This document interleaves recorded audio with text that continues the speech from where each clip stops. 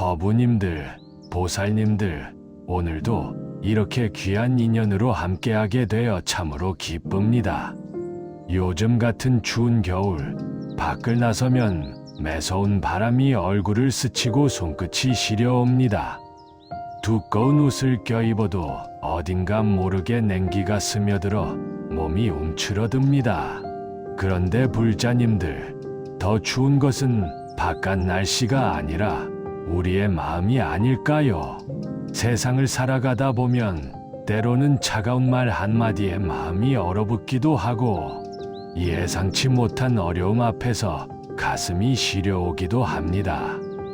가족과의 갈등, 경제적 어려움, 건강에 대한 걱정, 미래에 대한 불안, 이런 것들이 우리 마음을 꽁꽁 얼어붙게 만듭니다. 특히 나이가 들수록 외로움이라는 추위가 더 깊이 파고들지 않습니까?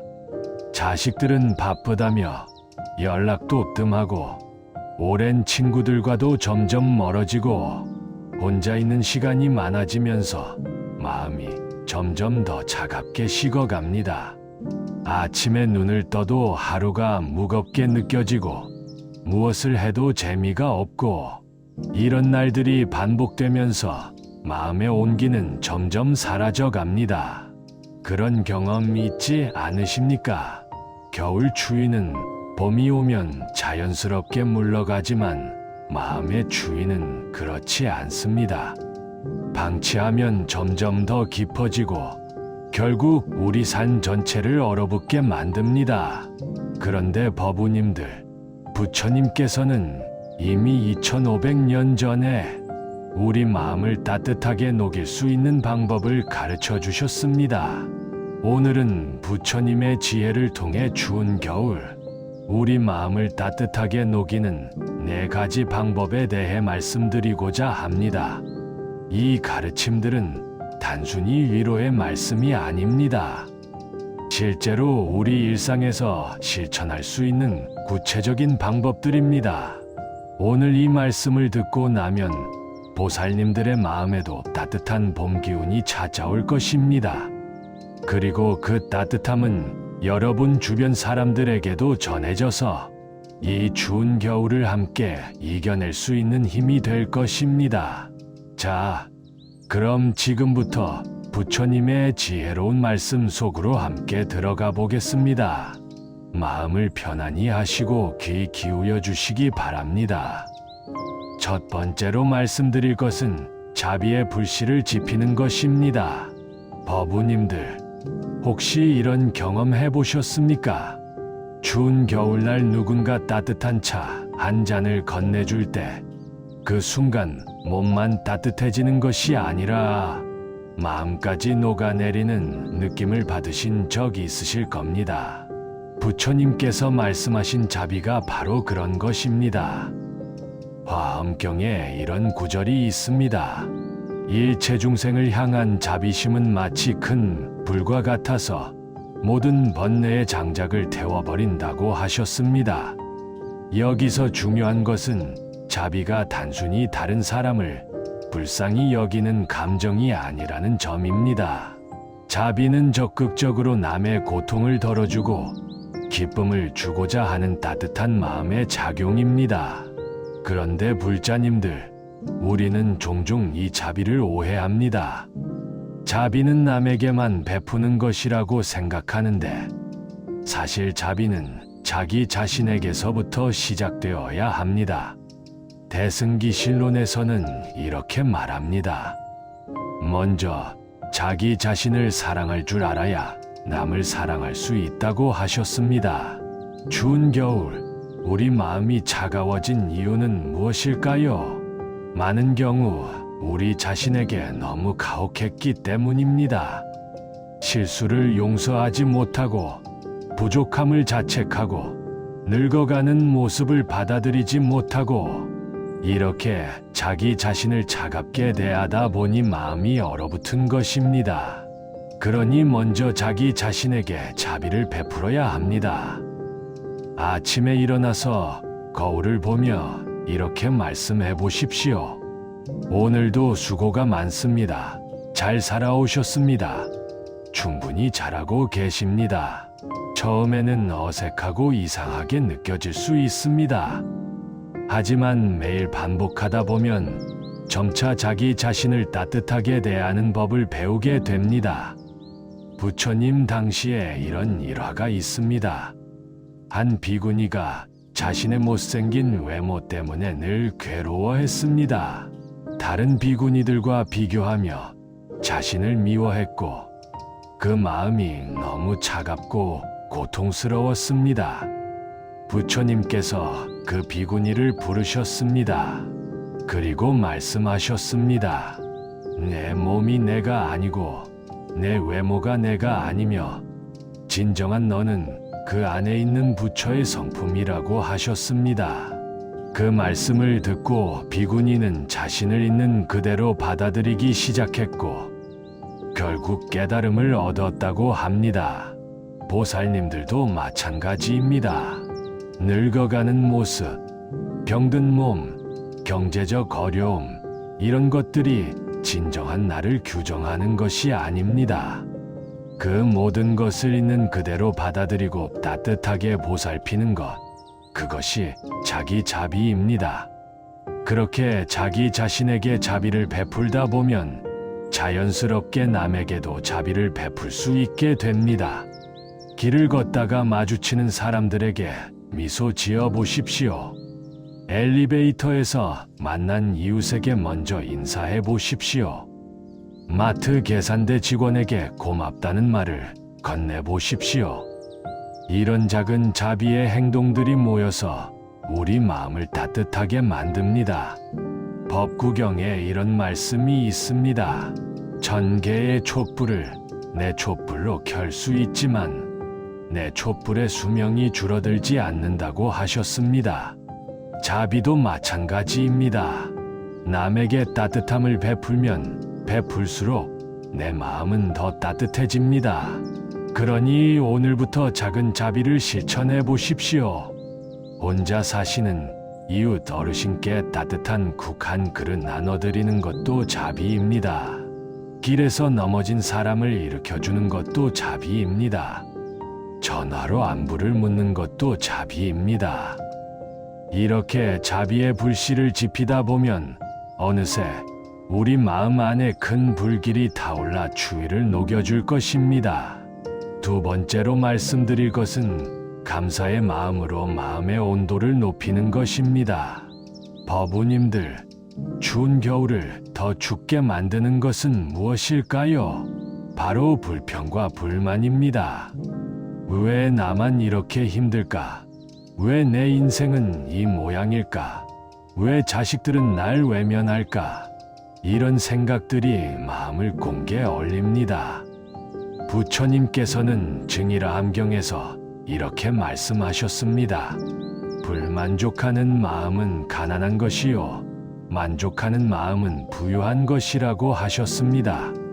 그런데 만족한다는 것이 현실을 회피하거나 체념하라는 뜻이 아닙니다. 있는 그대로의 현실 속에서 감사할 것을 찾아내는 지혜를 말씀하시는 것입니다. 밀린다왕문경이라는 경전에 이런 이야기가 나옵니다. 밀린다 왕이 나가세나 존자에게 물었습니다. 스님, 가난한 사람과 부자는 무엇이 다릅니까? 나가세나 존자께서 답하셨습니다. 가진 것에 많고 적음이 아니라 감사하는 마음의 유무가 그들을 나눈다고 하셨습니다. 보살님들, 지금 우리가 살아 숨쉬고 있다는 것 자체가 얼마나 큰 감사입니까? 아침에 눈을 뜰 수 있다는 것, 밥을 먹을 수 있다는 것, 걸을 수 있다는 것. 이 모든 것이 당연한 게 아닙니다. 병원에 가보십시오. 숨 쉬는 것조차 힘들어하는 분들이 계십니다.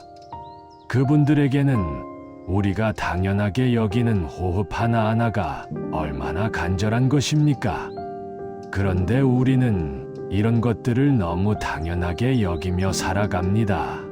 그러다 보니 감사할 줄 모르고 감사하지 못하니 마음이 차가워집니다. 옛날 조주선사의 어록에 이런 말씀이 있습니다. 평상심이 도라고 하셨습니다.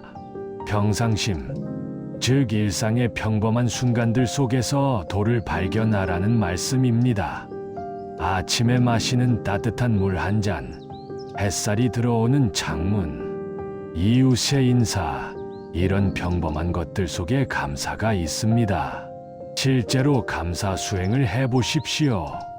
매일 밤 잠들기 전에 오늘 하루 감사한 일세 가지를 떠올려 보는 겁니다. 처음에는 찾기 어려울 수 있습니다. 하지만 계속하다 보면 점점 더 많은 감사거리를 발견하게 됩니다. 오늘 넘어지지 않고 걸을 수 있었던 것, 맛있는 식사를 할 수 있었던 것, 따뜻한 잠자리가 있는 것, 이런 작은 것들에 감사하기 시작하면 마음의 온도가 올라갑니다. 법구경에 이런 구절이 있습니다. 건강이 최고의 이익이요, 만족이 최고의 재산이라고 하셨습니다. 지금 이 순간 우리가 살아있고 부처님 말씀을 들을 수 있다는 것, 이것이 얼마나 큰 복입니까? 전생에 얼마나 많은 공덕을 쌓았기에 이 생에 불법을 만났겠습니까? 이것만으로도 감사할 일입니다. 그리고 감사는 혼자만 하는 것이 아닙니다. 감사를 표현해야 합니다. 자식들에게 전화해서 고맙다고 말해 보십시오. 비록 자주 찾아오지 못해도 바쁜 와중에 전화라도 하는 것이 고맙지 않습니까? 이웃에게도 고맙다고 말해 보십시오. 그 말 한마디가 상대방의 마음도 따뜻하게 하고 나의 마음도 따뜻하게 합니다. 부처님 당시 급고독 장자라는 분이 계셨습니다. 그분은 가난한 사람들을 돕는데 전 재산을 썼습니다.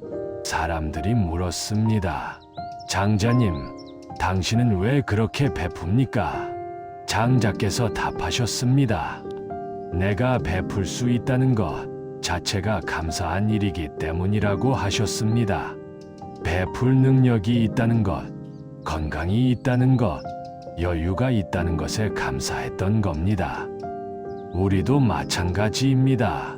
지금 내가 누군가를 도울 수 있다면 그것은 내게 그럴 능력이 있다는 뜻입니다. 그것에 감사해야 합니다. 감사의 마음으로 하루를 시작하고 감사의 마음으로 하루를 마감하십시오. 그러면 어느새 마음이 따뜻해져 있을 것입니다. 추운 겨울도 감사의 마음으로 보면 또 다른 아름다움이 보입니다. 눈 덮인 풍경의 고요함, 찬 공기의 상쾌함, 이런 것들도 감사의 대상입니다. 세 번째로 말씀드릴 것은 따뜻한 말 한마디의 힘입니다. 법우님들, 말이란 참으로 신기한 것입니다. 경체도 없고 무게도 없지만 사람의 마음을 얽게도 하고 녹이기도 합니다. 유마경에 이런 말씀이 있습니다. 입에서 나오는 말은 그 사람의 마음을 드러내고 그 말은 다시 세상에 영향을 미친다고 하셨습니다. 차가운 말 한마디는 한여름도 겨울로 만들고 따뜻한 말 한마디는 한겨울도 봄으로 만듭니다. 그런데 나이가 들수록 우리는 말이 거칠어지기 쉽습니다.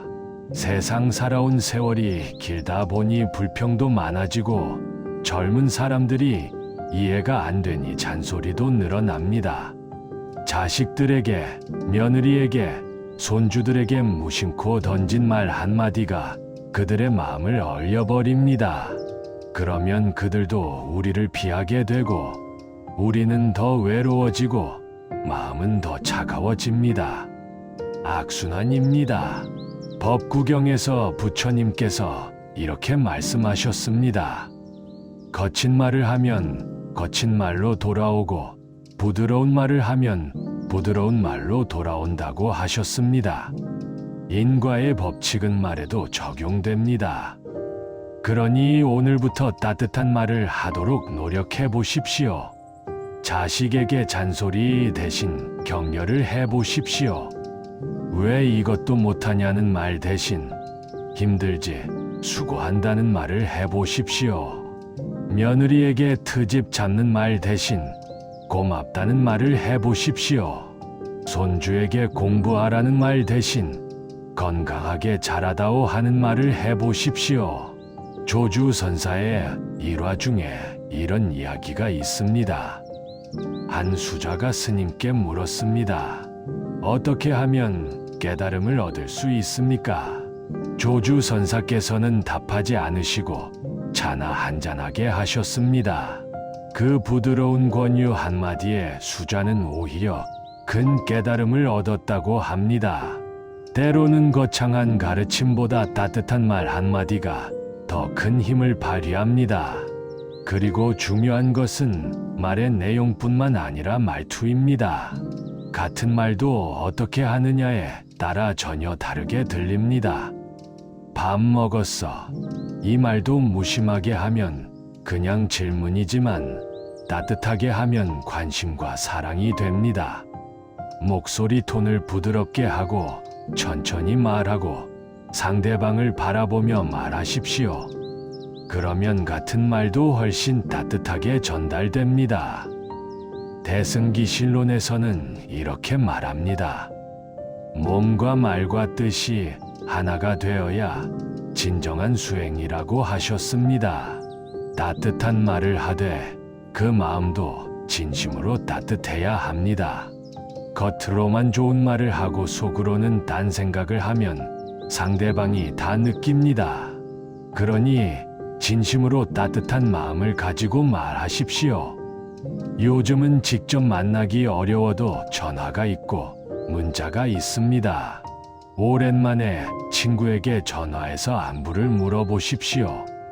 자식에게 문자를 보내되 잔소리 대신 사랑한다는 말을 써보십시오. 처음에는 어색할 수 있습니다. 평생 그런 말을 해본 적이 없으니까요. 하지만 용기를 내보십시오. 그 한마디가 관계를 회복시키고 마음의 온도를 높여줄 것입니다.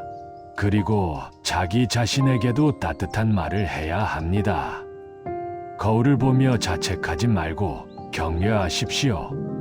늙었다고 한탄하지 말고 여기까지 잘 살아왔다고 스스로를 칭찬하십시오.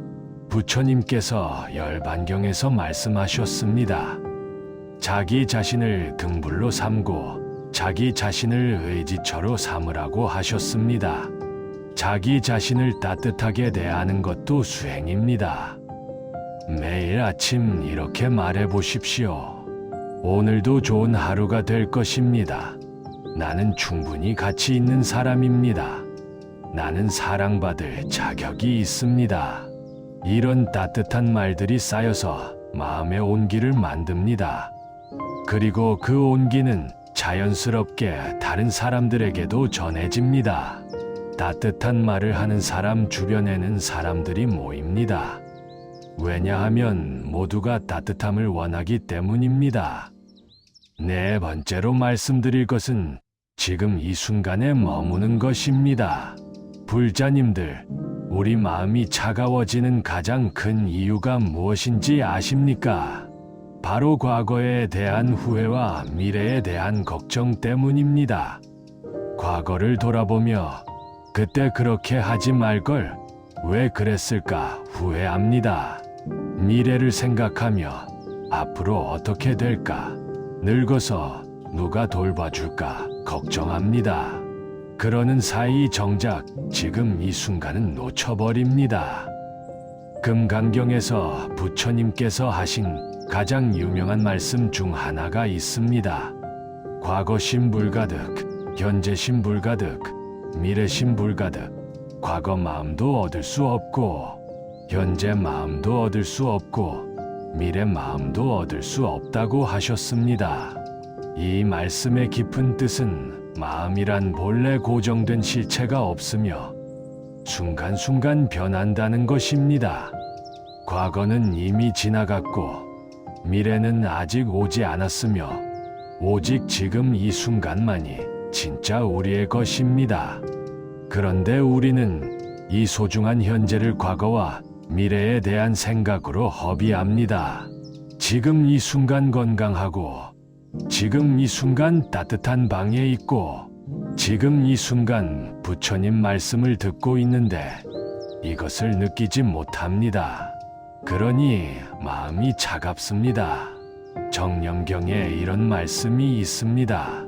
지금 이 순간에 깨어있는 것, 그것이 바로 수행이라고 하셨습니다.